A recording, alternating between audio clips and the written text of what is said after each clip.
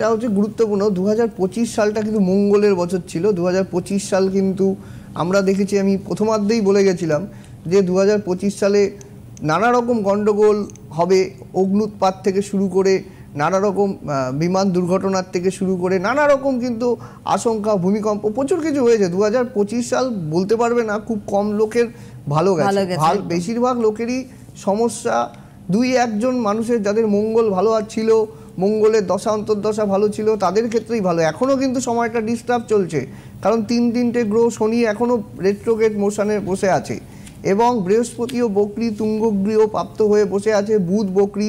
এখনও সময়টা খুব ওভারঅল ভালো হয়নি।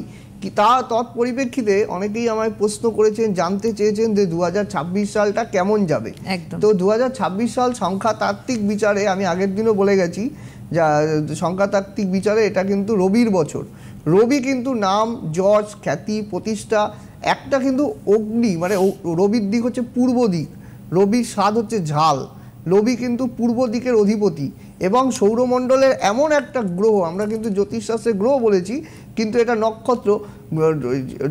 যদি আমরা সূর্যেরই একমাত্র কিন্তু আলো উত্তাপ রয়েছে, গ্রহেদের কিন্তু কোনো গ্রহেরই কিন্তু আলো নেই, সূর্যের কিন্তু আলোতে আলোকিত হয়। তাই সৌরমণ্ডলের যে অধিপতি সেই রবি যখন আসে, তখন কিন্তু মানুষের জীবনে কিন্তু উন্নতি এবং সুযোগের কিন্তু নতুন জায়গা কিন্তু খুলে যায়।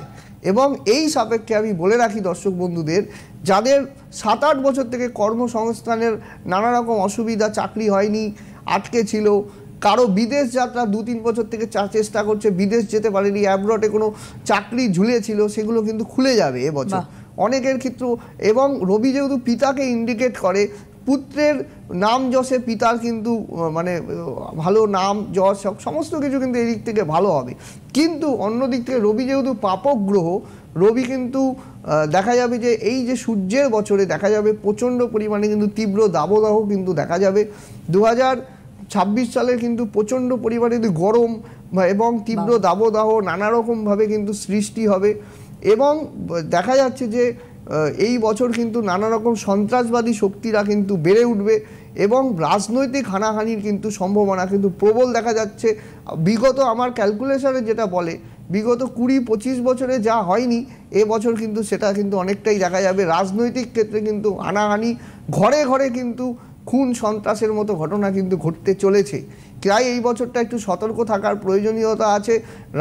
মানে আমি যদি বলি রাজনৈতিক পরিবেশ, রবি যেহেতু একটা সৌরমণ্ডলের অধিপতি, এবং সে কিন্তু রাজনীতির ব্যাপারটা এখানে কিন্তু উত্তেজনাকর পরিস্থিতি কিন্তু তৈরি করবে।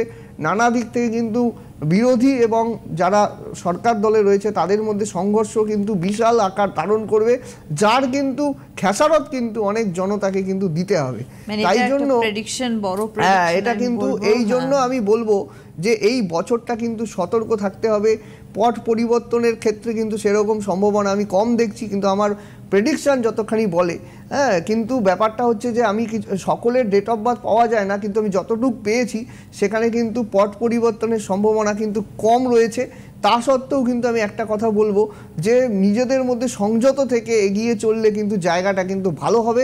2025 সাপেক্ষে 26 সাল অনেকটাই ভালো, কারণ এই বছরে কিন্তু অনেক সুযোগ আসবে, নিত্য নতুন সুযোগগুলো কিন্তু আসবে, যেই সুযোগগুলো কিন্তু 2-3 বছর থেকে আটকে ছিল। এই জায়গাটা কিন্তু দেখা যাচ্ছে। বৃহস্পতি কিন্তু কাজের সুযোগ দেবে, বৃহস্পতি কিন্তু এখানে কর্কট রাশির ঘরে গোচর করছে। শনি কিন্তু পরিবর্তন হচ্ছে না, শনি মীন রাশিতেই থাকবেন। শনি আরও 2 বছর মানে 27 সাল পর্যন্ত কিন্তু মীন রাশিতেই গোচর করবেন।